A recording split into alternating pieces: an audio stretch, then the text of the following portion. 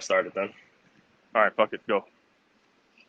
All right. So, is it bad to manually wind an automatic watch? No, the exact like the story I would use for this example is if you have a water tank and you keep on putting water into it. Once the tank is full, it's full. Water is just gonna come out. Is that even a good analogy? Well, I mean, Wouldn't the water be spilling the entire time? it'd be spilling, but I mean, the tank is already full, right? So like, it just doesn't get any more full. It doesn't break it. It doesn't, like, you know what I mean? Yeah, I There's a think. there's a misconception people have that overwinding it will cause a mainspring to break. Only, and the cases I've seen this is only in manual winding watches, very Yeah. delicate, like vintage watches. We run into that problem. Yeah, so for those who don't know, the difference between a manual wind watch and an automatic wind watch is that a manual wind watch, when you wind it, eventually you're gonna feel the crown stop. For an automatic watch, you can keep winding it forever, and automatic watches are also referred to as self-winding, so and so, or perpetual. And generally, it has the automatic system that winds the watch when you wear it, right? Um, on the same token, is it bad to wind your manual chronograph watch when the chronograph is engaged? Manual chronograph watch when the chronograph is engaged. A lot of words in a question. I would say no, but there's always the vintage watch, right? Like, so the thing is, if you're running, let's say, a Venus 130 or like some old vintage caliber, just best not fuck with it, right? If it's running, if it's going fine, just practice, be cognizant that it's vintage, it's older, it doesn't have the miraculous modern wonders of a automatic finished timepiece. So yeah, just keep it so that you don't snap anything. Best to stop it, make sure to, like, the chronograph stop and then wind it. But if you think there's an issue, that's how it proceed. If you think there's no issue, then wind it wind it however much you want to wind it. I don't think it'll have a problem if your watch is running fine. Okay. And then let's hop into the next one. Next one, what's the dumbest thing you've done in watchmaking? The dumbest thing I've done in watchmaking. That is, I don't know. There are many dumb things I've done in watchmaking. Yeah, you and me both.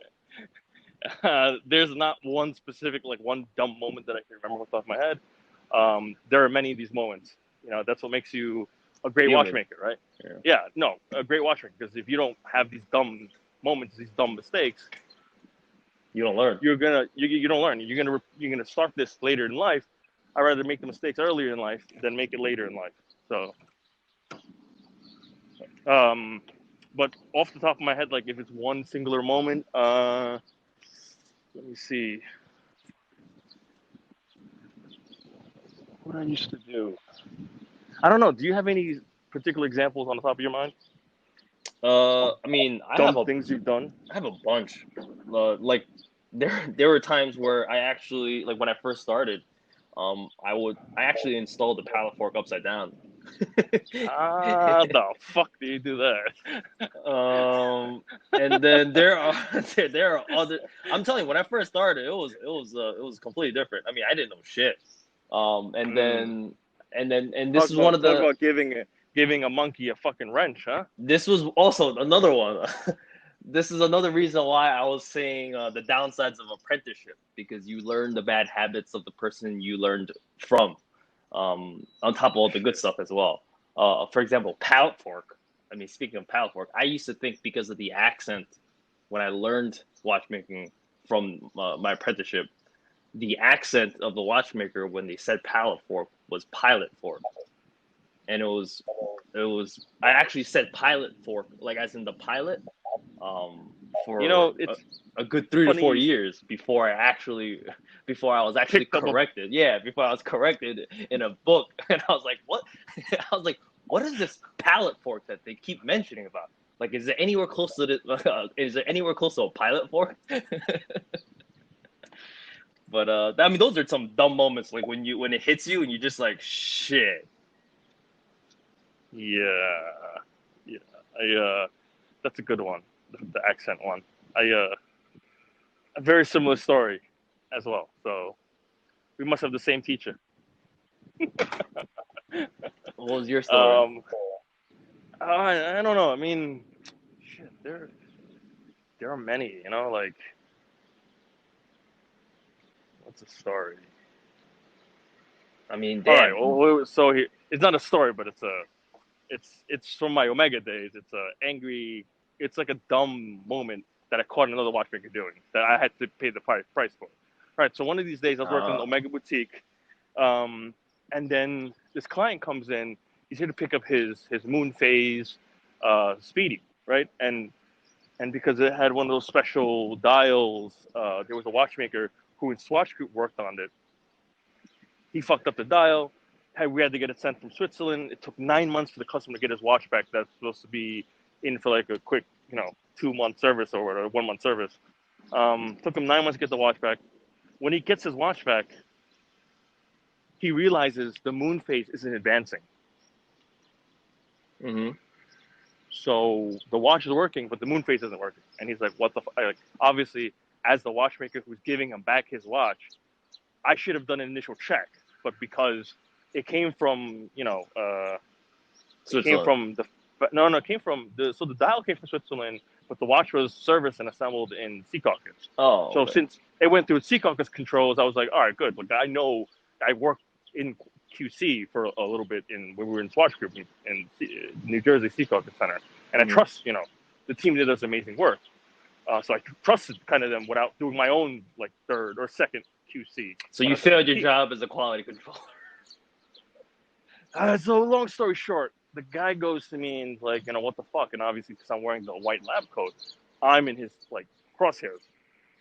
So I get the watch. I'm like, listen, it might be a small issue. Give me the watch back, and we'll look at it. And he raises a storm at the boutique. So obviously, the boutique manager. I mean, every single retail watch client is prone to be raising storms the entire time. Yeah, that's true. That's true. But then, so here's the thing, right? There's a small pusher, a tube that goes into the casing. Yeah. Movement ring. Uh-huh. The tube wasn't it. That tube was not in there, right? Oh. So it's like that was the only issue that was wrong with the watch, because I literally like on the spot ripped the whole watch apart, thinking there was a spring that wasn't. Oh, in the watch, in the movement, right? Yeah. Oh. Yeah. So like I took everything apart, thinking like it was a spring that wasn't adjusted properly, because if you work with the moon phase speedy 861, it's an 866 caliber or something, you know that when the moon phase sits on top, it's the small little spring that connects to it. So I thought it was the issue with the spring tension. And then like lo and behold, I'm like, wait a minute. I'm looking at this like the fucking push piece isn't in there. So I go to the boutique manager. I'm like, this is a quick fix right now. Like, just let me rip another brand new watch apart so I can get that one piece. Oh, you ripped another brand new watch apart. But yeah, obviously. But then, so the problem was solved. It took it took a good 45 minutes, and me like going, oh shit, I've never done this before too. Oh, this is the solution. And then, bless believe, when we went back to Sea Caucus next week, I fucking found the watchmaker, and I was like, dude, really? Then added this. That means someone also that also means that someone didn't do the job of the quality control at the facility. No, at every stage it failed. It should have failed. So the watchmaker should have caught that. Quality control should have caught that. On my side, before I gave the watch back to the client, I should have at least timed it. But the thing is, I did when you get the watch. Yeah, you expect it. You're like, yeah. You don't know when the clients come, right? That's the thing, right? Some people let you know before, and some people don't. But when the watch was put into the shelf, the watchmaker who kind of input the process should have initially checked the functions of the watch before putting it on the shelf. Yeah. Right. So at any rate, there would have been 4 points of QC. But yeah, that wasn't really a dumb moment, but it was more like a should have done your job right moment. How often do you think quality controls fail at the manufacturer side? At every fucking stage. Because actually, let me ask you this: What? over at the companies you work for, the people who do quality control, are they actually watchmakers or are they just like someone that's non-technical? Uh, Depends. Some places have like rotating watchmakers at different stages. Some places I've been to just have pure quality control people. So Because there's some places I've worked at, and a lot of the times they hire non-technical people for quality controls instead, and they give them like a list or criteria of what they need to check for. And yep. generally, it has something to do with either look for dirt and dust on the dial, under the crystal, hand alignment, hand functioning. But other than that, like there are a lot of technical aspects a lot of these people in quality control don't know about, and and it hurts the watchmaker because they send it back even though it's perfectly fine. Um, I mean, what are your thoughts? What are your thoughts on that? Should they be Listen, hiring technical or should they be hiring non-technical? they need a combination of both. If you hire too technical, the quality control person is going to cost too much for the organization.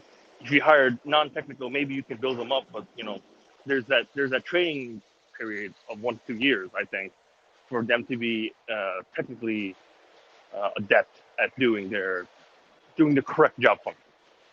So when I worked at some companies, I actually went through the ranks. Like I went to different departments, and I was actually in quality control department before. And you have no idea how much time some of these quality controllers spend sleeping rather than checking the watch and functionally checking what's going on with the watch. Because Really? when you go in and out, when your job as a quality controller, like I said, like you're given this list of what to check for, and you have a whole box of watches that you need to filter. So when you're filtering through these watches, sometimes most of the non-technical guys, they'll just glance over everything. They'll look at it like, okay, this looks okay, and when in reality they're supposed to be checking for the pressure. They're supposed to be checking for dirt and dust and the functioning. Most of the time, these guys are just holding the watches, and when you do it long enough, it becomes monotonous, and people start falling asleep at the bench and at the desk. Dude, I have a picture of not even just quality control guys. I have a picture of a fucking watchmaker where I used to work before, like passed out on his bench with his head down with one of those jeweler loops, those Yeah, those headresses, yeah. and like so his head is passed out on the bench that's raised up to his chin level, and he has one hand in his crotch, One hand on his crotch. one hand inside his pants like he was Al Bundy from, Oh shit! and then literally like just snoring On the bench? on the bench, passed out, hand in pants, everything, the whole work. I mean, like I've seen a lot of watchmakers when they're working, because when you're working on watches, your face is so close to the bench that your face is practically sometimes resting on the bench, right? I've seen a Your lot. face is your face is resting on your wrist or your hand. Yeah, exactly. So it's not uncommon where midday after lunch and Oh, everyone's got squeeze in a food little quick coma. nap. Yeah, people are working their watches, and next thing you know, they just stay there, and then suddenly, and some people have got it down. Like some people have their hand manually, like even when they're Move, sleeping, move a twitch. little. So you think they're actually working when you're walking past them, but when in reality you hear them snoring, or you see that they're definitely out. You sounds like you've done this before. Plenty of times. Plenty of times in my early days. Watchmaker's view on different grades of ETA and Selitta movements. Oh, different grades. Um, so just pure honest feedback from me as a watchmaker, right? So, you know, my complete honest feedback. It's purely just for different finishes, just for aesthetics. I don't think I don't think that it has. I mean, maybe some components like beryllium or glucidor um, has has some inherent better timing benefits, but for the majority of modern movements, I feel like you can go the cheaper route and you'll be fine. But what about, I mean, the different grades of the ETA But movement? it's a fucking different finishing, right? Like different finishing, or it's timed differently, or like so instead of saying -1 +6, it's like Tighter. -4 Yeah, plus it's a tighter plus tolerance. 12. but the same tolerances you can achieve the same tolerances on a lower grade finish watch. Is what I'm saying. Like the timing portion of it, like yes, I understand the tolerances and the metals might not be that good, or you might use cheaper material, but you can still adjust it to the point where it's within a certain tolerance, right? So Like the what cost you're so what you're trying to say is that the differences between them don't merit the extra cost yeah. for the higher grade. I mean, but the high grade one looks prettier, right? Blue screws, um, uh, kind of But like but correct finishing calibers. isn't there a cost difference, like where the higher grade ones where they use a different grade material for the balance wheel, the escapement, and even the mainspring, to ensure that it's cost certified? That's probably up your wheelhouse. I'm not too. I wouldn't be too privy to this information. I don't So what you're trying to say is that the lower grades doesn't merit the differences for the higher grades in general for your average client, right? correct. Because I've seen guys rip apart like shitty low grade movements that go into lower grade brands, and Mm-hmm. you put them in like fucking Omega or the Rolex Tudor watches and stuff. It's like the same. It's the same components. Now, It's just branded and labeled differently. if you had to choose between a lower grade or a higher grade at a watch, and you had to buy one, assuming, like, would you buy a low grade or a higher one? Like, what would you choose as a watchmaker? So, is it a sapphire caseback or a closed caseback? Uh, let's say it's closed, Low grade, and if it's open, if it's an exhibition see-through case back, high grade. okay, so you would pick it up if you can see the case back. It just looks prettier, right? Oh, okay, that's why. So yeah, I mean, again, as a watchmaker, listen, dude, I don't even time half my watches, right? Like the watches I wear, sometimes I just like pull them out, like, oh, I'm wearing this one today, and they're like, your watch isn't keeping time, and I'm like, yeah, so I have my fucking phone. What's the? Oh, so you pick up your watches from not wearing it, and you don't even set the time. No, I don't. Or sometimes I'll wind it and see it goes tick tock, but that's about it. Yeah, I'm actually guilty of doing that too. If and when I do wear a watch. You know how many of the watchmaker buddies of mine were like, dude, your watch, do you need to service your watch? I'm like, maybe. Or like what I also do is when I pick up the watch, I just set the time and I just forget about the day and date. I just don't even give a shit about the day and date. Yeah, that's. You're lucky if I fucking even set the time. Like I'll wear a watch and people are like, this isn't correct, is it? I'm like, nope. The Yeah. watch I felt like for this week or for today or for this occasion. You know? Like I'm also even guilty, and this is coming from a watchmaker. So so don't feel guilty if you're not a watchmaker and you do the same thing. Like I pick up a watch and I wind it only like 5 times and 10 times, set the date and set the time and just walk off, hoping that it would wind itself as I'm walking. And the funny thing is that generally what we advise clients is to wind their watches 30 to 40 times and whatnot. But when you're working in the field for so long, you kind of know these already, and you kind of know the rules, and you kind of also know how to break them a little bit. I don't know if that makes any sense. Yeah, I heard you. Since we're on the topic of like ETA and movements and see-through casebacks, what are your thoughts on movement swapping? Yeah. I mean, my thoughts are some brands do it because it's cheaper to swap the movement than it is to service it, right? And if you're a Yeah. company like you're a big company like Swatch Group or some of the Richmond brands, like why would you pay someone, $300-400 a day, or like around $200 to $400 when the movement costs them like $100, right? Like because they do this in bulk, they have the pricing and they have the economies of scale when an organization that large is doing a movement swap. But if it's let's say a Frederick Piguet caliber where the movement's at least like a couple $1,000, then that makes sense to be on the bench for service. You know? I mean, have you ever done that in your practices in your company? Movement swapping? Yeah. No, The- no, uh, we don't. I don't. I'm not large. First of all, like let me address one thing. My organization is not fucking that large or large enough so that we can afford bulk movements to do movement swaps. So So, I mean, I've worked in some companies where quartz watches are very common. I mean, not even big companies, even independent companies will swap out quartz movements because it's cheaper to buy a brand new quartz movement and just swap it out than it is to actually repair it. Yeah. But for some of these newer, like in-house movements, especially when there's a collaboration involved and whatnot, like with them swapping their movements out, do you agree on that? Like, do you think that's becoming a standard practice now? I mean, listen, if organization A, B, or C wants to swap movements out and they feel like that's going to be like their thing, then by all means let them. Right?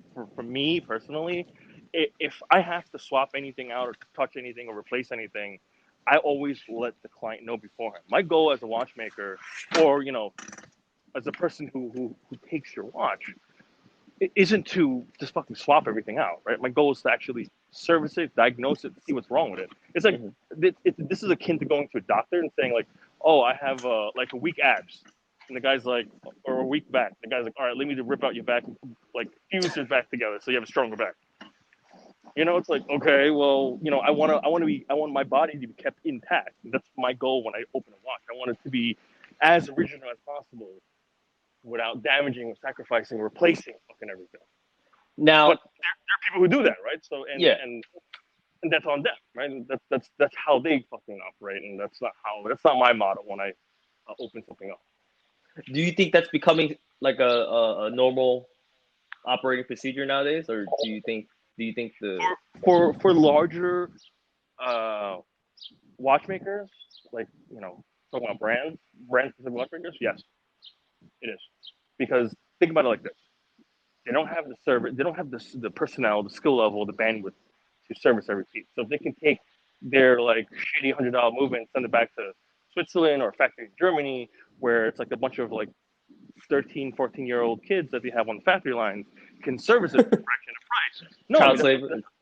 that's how they do apprenticeships in Europe, right? They're large factories that have it's starting 14, 15, 16 years old, and and that's how they get like service costs and all this economy of scale to be so fucking low, or labor would be dirt cheap. What are your thoughts on like all these outsourced overseas companies? Like like in India and Asia, like do you think these big brands are sending watches over there overseas, or do you think it's over in Switzerland? Mm, Because I've well, heard numerous people reach. I've had a couple guys reach out to me, letting me know that there's like Asian and like Indian service centers that some of these big namers outsource it to. so I don't I know know how. personally one or two big names that go send stuff back to Switzerland and send stuff back to Germany, right? And it's because the facilities there are just like designed and built to kind of like do bulk work like that. Yeah. Okay. So do you think it's But ethical? I mean, it's their brand. They have say in what they can do. Whether it's ethical or not. That's kind of like I don't want to draw a line where it can get a little bit sketchy, right? Because every country has different laws that govern their their citizens or their subjects. Yeah. So that's whether I think it's ethical or not. I don't fucking know. Like I was working at 14 already, so like I don't know what's that. I mean, for me, it was Isn't that legal I age? wanted. Isn't that? I'm pretty sure that's legal age. I mean, yeah, you had to get working papers, you had to get it signed, and Yeah. everybody were like, we're doing stuff. I mean, I was working. I mean, I wanted, needed the extra income. But yeah, I mean, I don't like when it comes to ethics. I'm not the best person to chat with about that. So I will defer to you. How about you? What are your thoughts on that, Anthony? Ethics? You're saying whether it's ethical or not? Yeah, yeah, I think it's tough to call. I think it's a tough call to say. I think ethics really boils down to the individual. Um, it's in a because I had a lot of people reach out to me saying that they don't see a problem with it, and I also had a lot of people reach out to me saying that they have a huge problem with it. So some people say that some people who are on the side of saying that they're okay with it. One of their biggest things is saying, if you bring your car in for repair, and they swap out your engine with a brand new engine, what's the big deal? Like, you get a brand new engine on your car. And on the flip side, some people are complaining that, well, it's not up to the manufacturer or the company to decide whether they can or can't. And if they do, they should let you know. And I don't really like. It's not. I don't think it's my place for me to say it's ethical or unethical, but it is important to let people know that something like this is occurring. And for specific brands, it could be just a rumor. For other brands, it is definitely a fact. And it's like, I don't see many people talking about this either in general.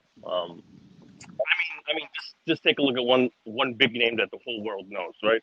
When you send your watch in for service, automatically, if anything looks aged, it's a replacement. So the handle might get replaced, even if it's tritium or whatnot. Dials get replaced. Yeah. You'll get replaced regardless of what you want. It's because the brand wants to uphold a certain image of what they think the watch should be, or how the factory setting should be. Yeah. So it's tough. I honestly, for things like this, like when it comes to ethics and the practices, whether I agree with it or not, it is what is happening. It is happening in the industry. But I know if I was a client and I brought my watch in for service and someone replaced it, maybe I would definitely be a little bit upset, especially if it has sentimental value to me. You know what I mean? Like, if it's a personable, sentimental watch that your someone that you love gave to you, and you bring it in for service, and they swap out everything, and it's like you get it back, and it's a shell. It's a former shell of what it used to be. So yeah, I completely agree, Chris. I have timepieces for special occasions that my intentions are, for them to be given as gifts, when the time comes. All right. Well, the next question is: have you found any benefit of watchmaking translating into other facets of your life?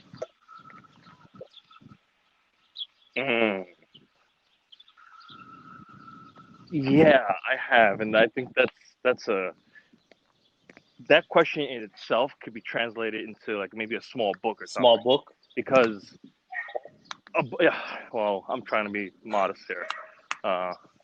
I don't have 100 tips like you, but I can definitely talk about the powers of deduction and the mechanical reasoning and figuring stuff out. Can you name one?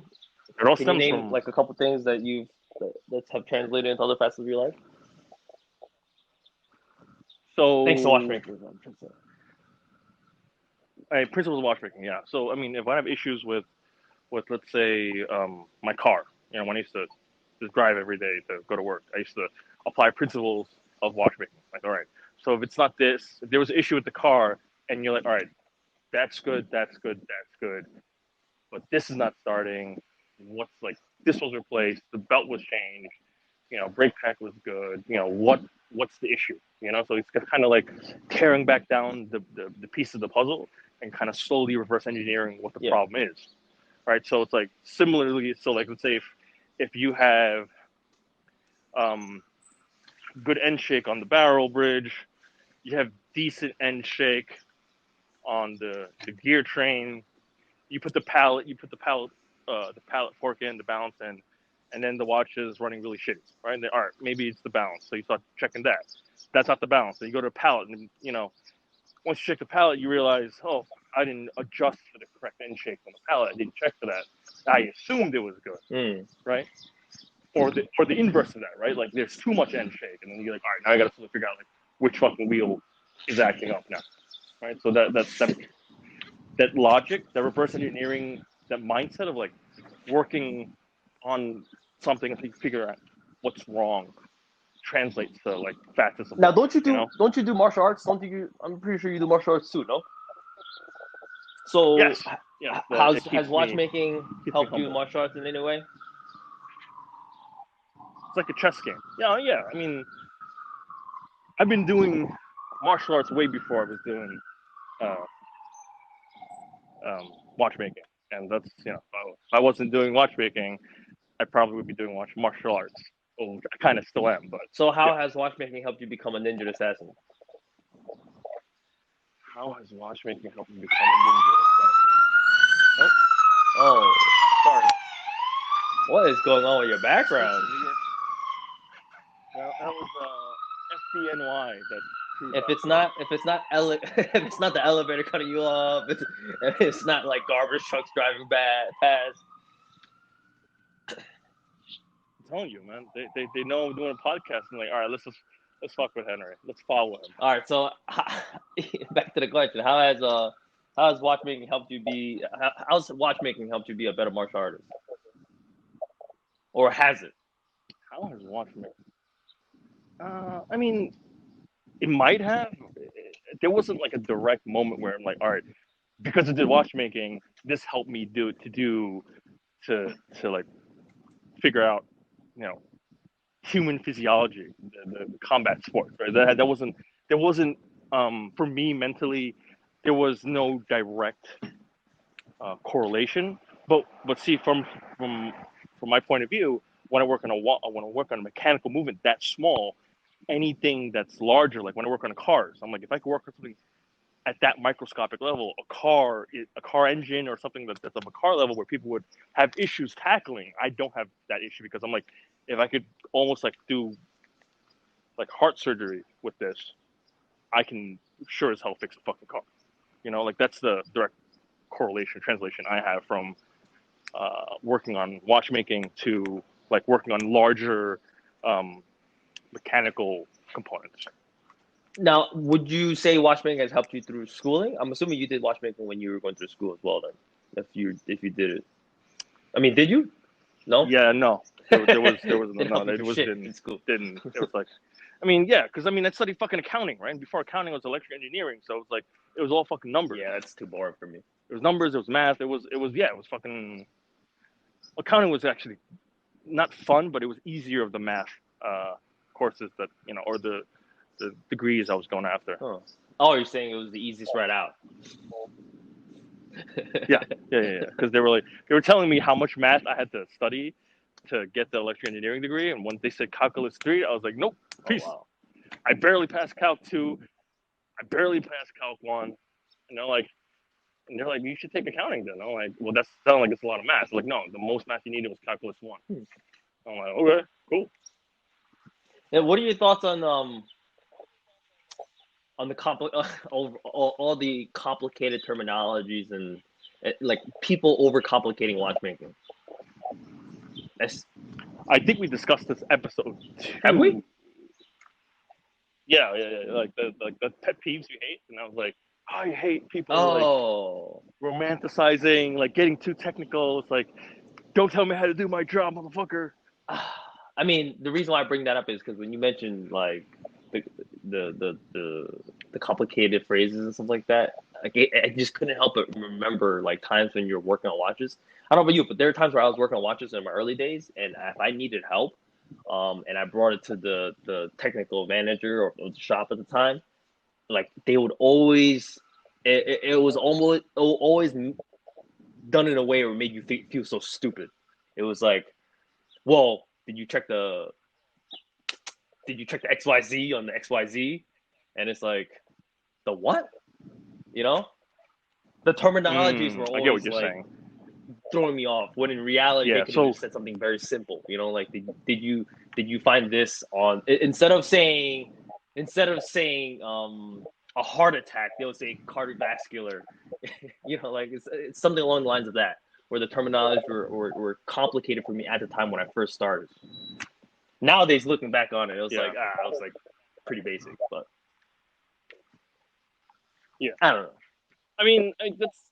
I mean, they're right and they're wrong, right? I mean, if they knew, so here's the thing: if they knew you were not traditionally educated in watchmaking, they should have been asking stuff more similar, more like in plain English. But to that effect, you're professionals in the same field working the same jobs, So it's like if a doctor went to another doctor and didn't kind of speak the language, they'd be like, "Yo, you gotta, it's your profession, gotta kind of learn it." You know Yeah, what I mean? So that's my 2 cents, right? And I get what you're saying, right? And the guy could have made it more simpler for you just to say, look at this wheel instead of saying, did you check, what's the correct tolerance that you have for such and such gears.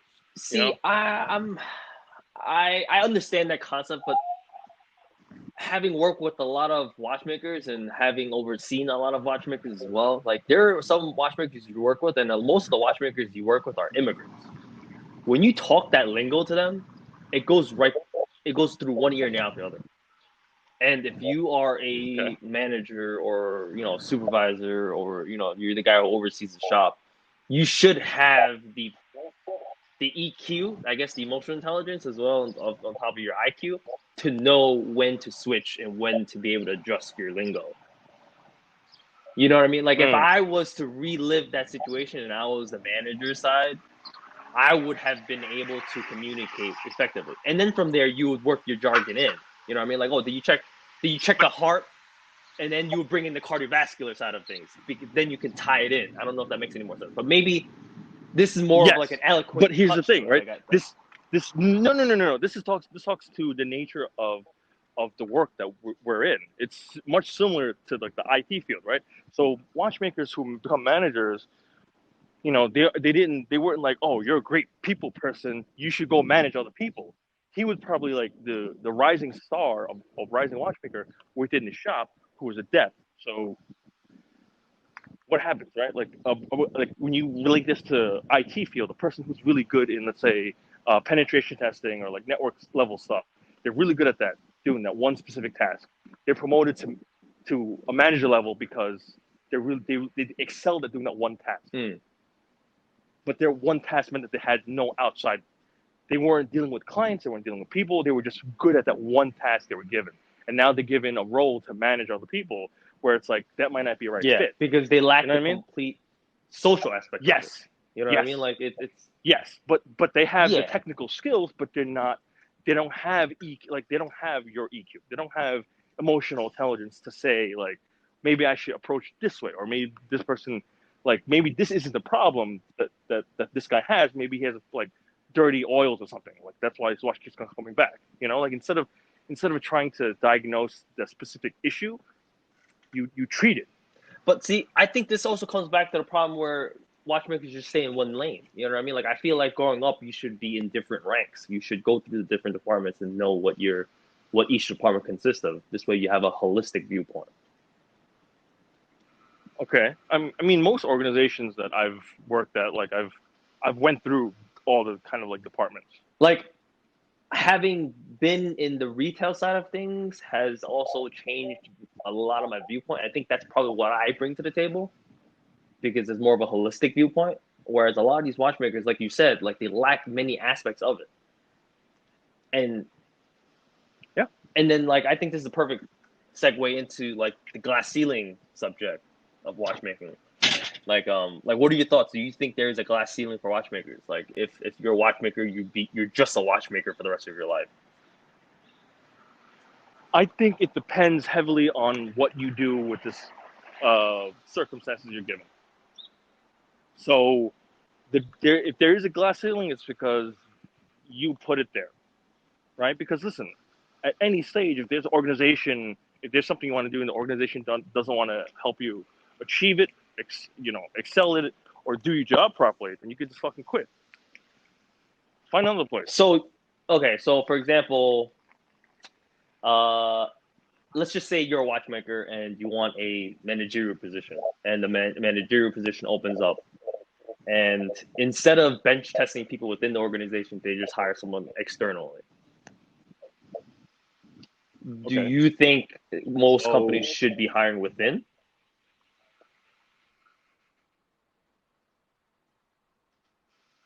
You broke off.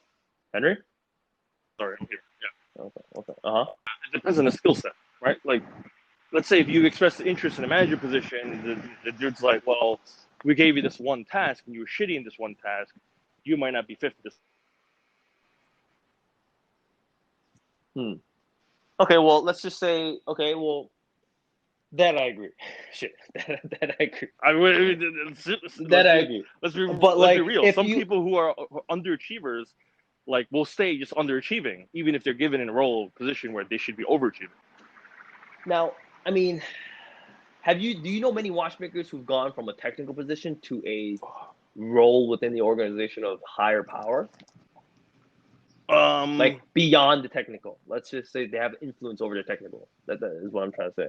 Because I don't know many people for some particular reason when it comes to tradesmen or craftsmen. I know they went through schooling to become a watchmaker or to get their trade, but some people have aspirations to be more than just that specific trade. I don't know if that makes any sense. So like if they became a watchmaker, some people want to be higher than just a watchmaker. They want to excel more than just. They don't want to be a watchmaker for the rest of their lives. so I'm just going to use Omega for example, right? At Omega, there's a couple paths you can take. Omega, SA, headquartered in Switzerland, right? So as a watchmaker, you can go into the complications department, the restoration department, which is kind of like the highest level of watchmaking, or you can become a technical trainer and you start training other watchmakers worldwide. Now, is this a Right? program that you can just apply for, No, I or is mean you this just it's a is this a job opening that yeah, that they're job, everyone's yeah. aware of? Yeah. I mean, you Oh, go to a Swatch group and then you can apply to become a restoration watchmaker, complications watchmaker. You could apply to be a trainer for Omega. I mean, those are higher level. Um, I wouldn't say glass ceiling. I mean, those are pathways for your career, right? As a now watchmaker. would you? I mean, what would you say is the highest form? So essentially, the highest form of restoration is the head watchmaker of the shop, correct? Like I'm just assuming. Yeah, yeah. So you would be restoration would be the highest level form of watchmaking because you're restoring vintage pieces that no one else can do. Okay, now what if someone wanted to go more than that? Would they be able to get a non-technical position? I mean, if your career, if you're like 20 years career was like fixing watches and you want to go like work on finances, I don't think it's a wise choice. Or like, let's just say like they want to be the director of like the technical aspect of things. Is that possible? A technical director, yeah, So because Swatch Group would offer that. Like I'm just trying to figure out because I mean, I don't know if it. Yeah, I mean, you'd fall right into the training department. oh But it's like yeah. it isn't readily available, right? The thing is like, you have to work hard and get someone like people have to retire or quit their job or lose their job for a Yeah, position to open up. You know what I mean?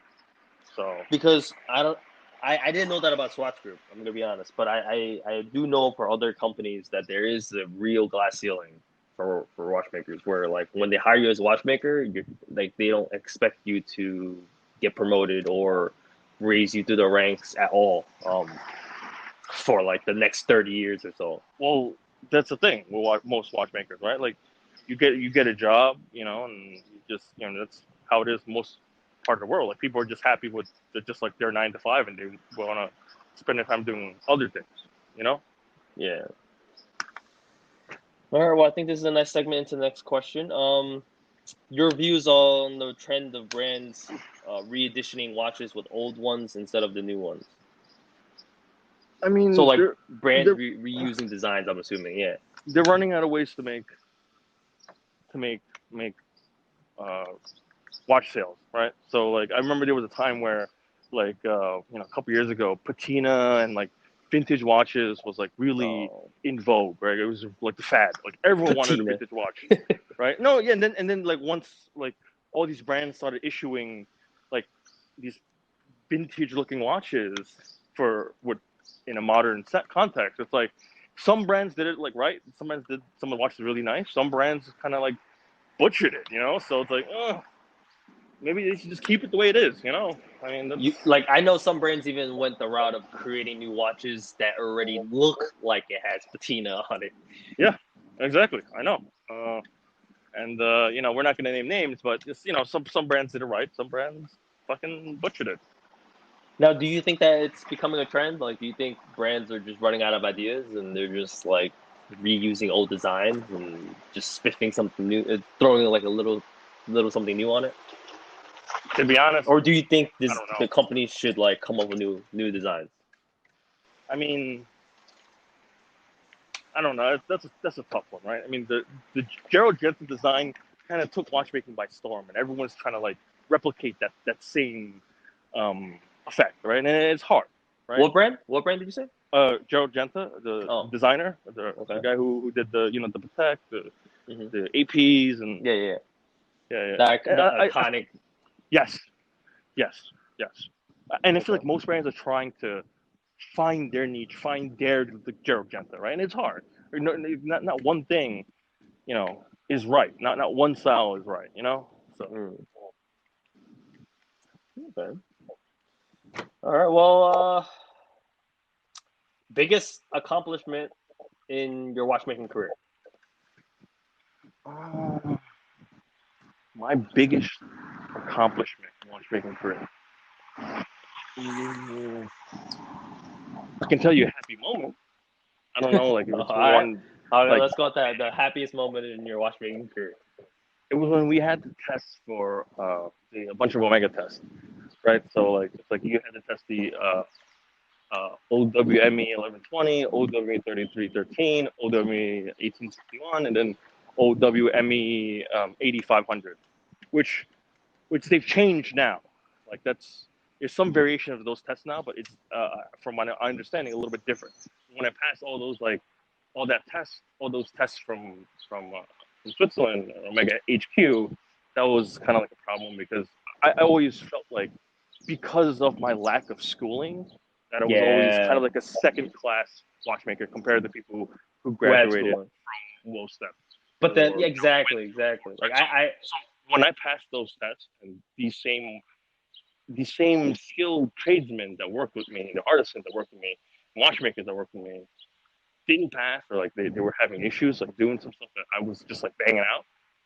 I was like that. When that in my mind made uh, it was a really it was one of the proud moments in my watchmaking career.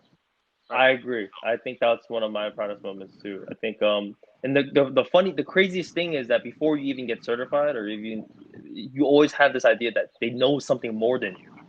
Like you have Yep. this like this notion in the back of your head, like these guys, there's something they know more than I do. But when you pass it and you're sitting with them side by side, you're like, this guy doesn't know more shit than I do. You know what I mean? Like they like it's the same guy. It's the same concept, same everything. Everything's the same. It's just a matter of the fact that they know some of the more technical jargon rather than being able to simplify things. Yeah, yeah. For me, that was the benchmark for me, right? Like that when I got that, old gold Omega certificate because I passed, all my tests. I felt that was, it was very rewarding for myself because I didn't want to quit work and go to school for 2 years to get a degree. I mean, it would have helped me greatly, right? I'm not saying don't do that, but like the path I took, I would do it all over again. Oh, that was going to be my next question. I was about to ask you, would you do it all over again? Yep, I would do it all over again because the moments I had, at a young age working, gave me a skill set that most people try to acquire in 2 years. Whereas I took time to acquire these skills, I made my mistake. Like I'm a dumb learner, right? Like I need to write notes. I need to like listen. I need to watch. I'm very visual, so I need to be able to like physically do it myself before I can actually acquire whatever skill or knowledge I want to acquire. So my time frame that I had gave it enough time so that I wasn't under a 2 year pressure to complete something that for me took a couple years to learn.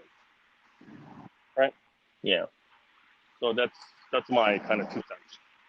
Now, what would you be doing other than watchmaking? I know you mentioned martial arts, but would you be doing martial arts if this didn't pan out? If watchmaking didn't pan out for you? Yeah, I don't. I mean, as a watchmaker, you're never out of a job, right? True. So you always get the food on the table as a watchmaker. That's one thing about being a watchmaker that um, I'm grateful for. You know. So let's But if I just yeah. watchmaking aside, yeah, I probably. So if I would have graduated my accounting degree, I would have like went into fucking accounting firm, Deloitte, fucking PwC, or whatever, and just been miserable there, right? But Yeah. if we want to talk about being passionate, I fucking love martial arts, man. I love training, and I love building stuff with my hands, right? Like that's why watchmaking for me was like a more. It was taxing mentally because you have to figure out mechanical issues, But training and working out in martial arts helped me physically not be glued to movement mentally. If that makes any sense at all. Yeah. I know it's hard to like describe like your passion and joys, but like when I'm gloved up, or when I have weapons in my hand and we're doing flow drills and we're drilling and we're training, that for me is when I'm in my my flow state, right? Yeah. So Would you say you get into flow states in watchmaking? You do, yeah, right? yeah, you do, yeah. They're like you. Sometimes you start banging out movements and you get into a rhythm, and you're like, yeah, this week is going great. But then there are weeks where you start off and like, oh, this is gonna be a shitty fucking week. Like Oh yeah. I dropped my tweezers, the fucking oiler snapped on me, that pivot was fucking broken. Do you push through that? Like when shit's hitting the fan, do you say I'm gonna stick through, or do you just like give yourself a break and just walk off? There was a time where at the on the bench, I fucking chucked the movement halfway across the workshop. What do you mean you chuck the move and have to do the workshop? Well, I didn't like physically take it and throw it, but It sounds like you did. I put it on the automatic timing machine, right? So like it slipped off. You know how it does its own timing. The micromat does its own. Does its own adjusting. It does its own. Yeah, setting. yeah. Okay. It's yeah. So when it did that, it like popped off and flew halfway across the fucking workshop. But It the issue was catapulted like, it off. yes, it catapulted off. But the issue is I was having trouble with that fucking watch already, right? So I was like, motherfucker, I was like, you that movement deserved to be fucking thrown halfway across the fucking workshop. So I mean, I'm assuming you have to redo the whole watch. Then.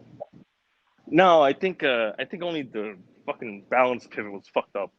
So we put in a new balance. I put a new balance and like You didn't redo the whole watch. Well, didn't I mean I checked. I did all my checks. The balance was broken. That was the only thing.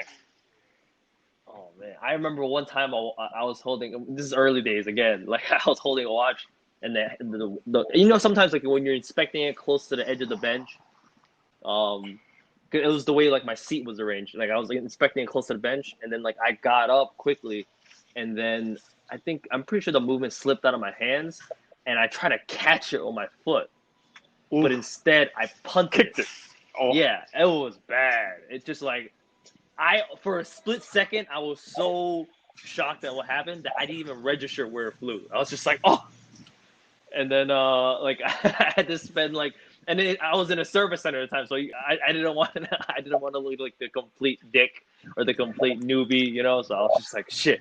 And then you're almost doing like advanced calculus in your head to see where what trajectory and the formula of where it probably bounced off the wall at. And you're like, shit. But yeah, it was. That day I had to literally strip down that whole watch again when I found it. I was just like, damn, I can't. Well, I can't.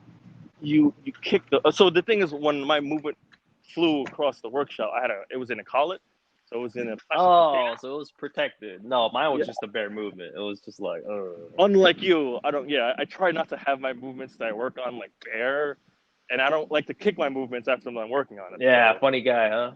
I try. I try. Yeah, I had to replace so many things in that watch, man. The balance pivot broke.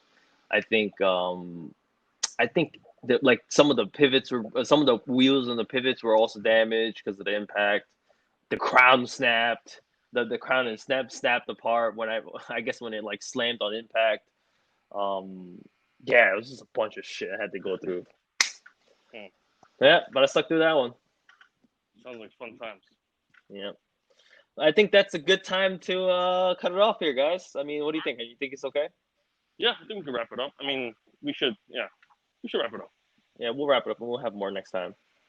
Cool. All right, guys. Thank you for listening. And again, you can find Henry at Instagram and the links below, Watchmaking Project. If you guys like the podcast, please subscribe, rate, and comment on the show below. Again, thank you very much and take care.